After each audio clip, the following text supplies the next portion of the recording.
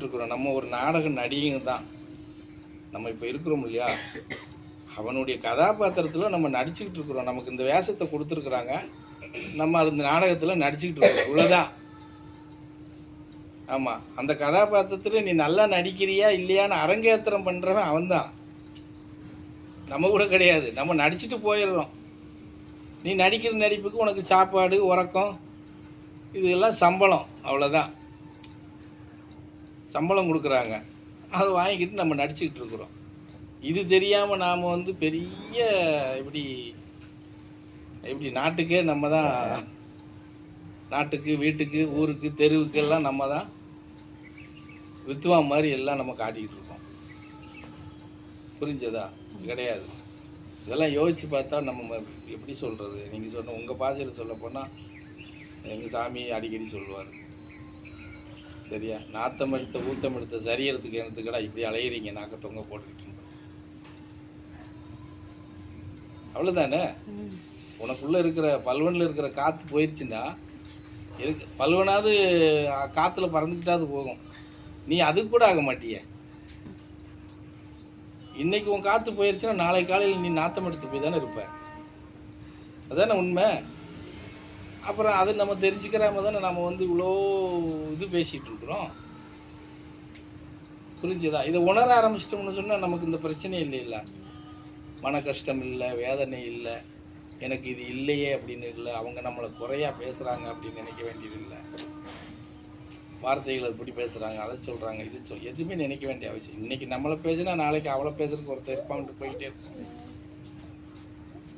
ஆமாம், அது தெரியாததுனால தான் நம்ம எல்லாம் வருத்தமாகிறது, ஆளாகிறது, குறைய சொல்கிறது. இவங்க அதை சொல்கிறாங்க, அவங்க இது சொல்கிறாங்க, அவங்க அப்படி இருக்காங்க, இவங்க இப்படி இருக்காங்க அப்படின்னு சொல்கிறோம்.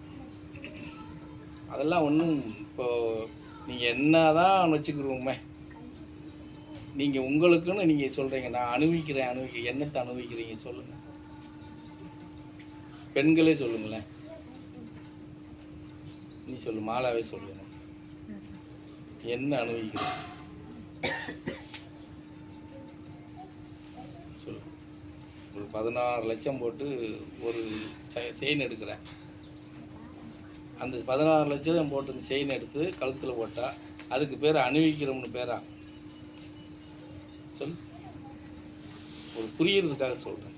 20 லட்சம் கூட வச்சுக்கோ, அதுக்கு பேர் அணிவிக்கிறதுன்னு பேரா? குடும்பத்தவே கடனாக்குற வேலை. ஏன்னா 16 லட்சமோ 20 லட்சமோ நம்ம கையில் வச்சுருக்க மாட்டோம்ல, நல்லா வச்சுருந்தா 4 லட்சம் வச்சுருப்போம் இல்லையா, மீதி கடன் தானே சொல்லிட்டு வருவோம். அதை அனுபவிக்க முடியுமா? ரெண்டாந்திரம் இப்போ இந்த போட்டிருக்கிற செயினை நீ தாராளமாக தனியாக போட்டுட்டு ஒத்தையில் போக முடியுமா? பயந்து போகணும், இல்லைன்னா கழட்டி வீட்டில் போட்டு போகணும் இல்லையா. நீ சுகமாக அனுபவிக்க வேண்டியது ஒரே ஒரு விஷயம் என்ன தெரியுமா? நீ சாப்பிட்ற 4 வாய் சோறு தான் உனக்குன்னு இருக்கிறது, அதை தான் நீ அனுபவிக்க முடியும். அதுக்கு கூட அவன் லிமிட் வச்சுட்டான். அனுபவிக்க வேண்டியதை தாராளமாக விட்டா இவங்க சாப்பிட்டுக்கிட்டே இருப்பாங்கன்னு அதுக்கு அளவு வச்சுட்டான். இதுக்கு மேலே இவங்க சாப்பிடக்கூடாதுன்னு சொல்லி. சாப்பிட முடியுதா நம்மளால் நினச்சபடி? மனுஷன் வந்து மொத்தத்திலே எனக்கு போதும்னு சொல்கிற ஒரே பொருள் எது அப்படின்னா உணவு ஒன்று தான். அதுதான் நம்ம அனுபவிக்க வேண்டியதே. நமக்குன்னு நம்ம சாப்பிட்டு அனுபவங்கிறது வந்து அது ஒன்று தான். திங்கிற பொருளாக இருக்கலாம். மற்றபடி நீ சொத்து சேர்த்தாலோ, நகை சேர்த்துருந்தாலோ, பணம் சேர்த்துருந்தாலோ எதுவுமே நீ அனுபவிக்க முடியாது. இதெல்லாம் ஆபத்துக்குள்ளானது. நகை சேர்த்துருந்தாலும் ஆபத்து தான், பணம் சேர்த்து வச்சாலும் ஆபத்து தான், சொத்து சேர்த்து வச்சாலும் ஆபத்து. புரிஞ்சுதா? அதுக்காக நீங்கள் சேர்க்க வேண்டாம்லாம் நான் சொல்ல மாட்டேன். உங்களுக்கு என்ன தேவையோ அதுக்குள்ளே நில்லுங்க. பெண்ணுன்னு இருந்தால் ஒரு பொண்ணு மேலே ஆசை இருக்கும், பெண்ணுக்கு பொண்ணு மேலே ஆசை இருக்கும். என்ன தேவையோ அவ்வளோதான், ஒரு இது போட்டுக்கிட்டு நிறைய வாங்கி நம்ம போட்டுக்கிறணும் அப்படின்னா. நான் இப்போ கூட போன வருஷத்தில் திருநெல்வேலி ஏரியாவுக்கு ஒரு கல்யாணத்துக்கு போனேன். அநியாயத்துக்கு அதுங்க கழுத்தை இப்படி திருப்ப மாட்டாமல் போட்டுக்கிட்டு தெரியுதுங்க. நான் கூப்பிட்டு கூட கேட்டேன் ஒரு அம்மாட்ட, அம்மா இங்கே வாதாயி அப்படின்னு. என்னென்ன இது உண்மையிலே எல்லாம் தங்கம்மா? என்னம்மா? இல்லை சாமி எல்லாமே தங்கம் தான் அப்படின்னா. எதுக்குமா இப்படி போட்டுட்டு வரீங்கன்னா, இப்படி போட்டு வந்தால் தான் எங்களை மதிப்பாங்கங்கிறாங்க. என்னத்தை சொல்ல? கௌரவம். என்ன கௌரவமோ, பாலா போன கௌரவம் சொல்லுங்க பார்ப்போம். அதை எப்படி கௌரவம்னு சொல்ல முடியும்? அப்படித்தான் எல்லாம் பேசிக்கிறாங்க. அதெல்லாம் கௌரவங்கிற பேரில் எங்கேயெல்லாம் தன்மானத்தை விட்டுட்டு வர்றாங்கங்கிறது அவங்களுக்கு தெரியாது. கௌரவங்கிற பேரில் தன்மானத்தை எங்கெல்லாம் இழந்துட்டு வர்றாங்கங்கிறது அவங்களுக்கு தெரியாது.